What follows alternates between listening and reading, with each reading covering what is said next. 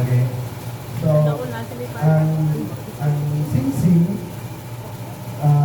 kung imong tanawon, walay sinuganan, walay katapusan.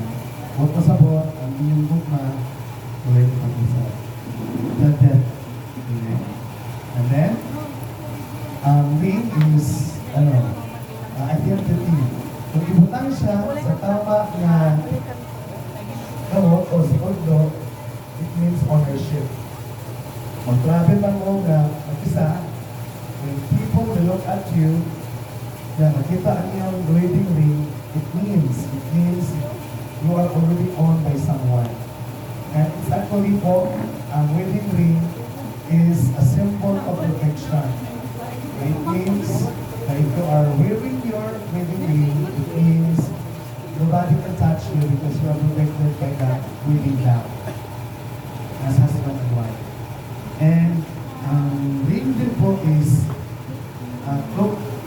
coated with pure gold. It means ang inyong pag-ibig is pure.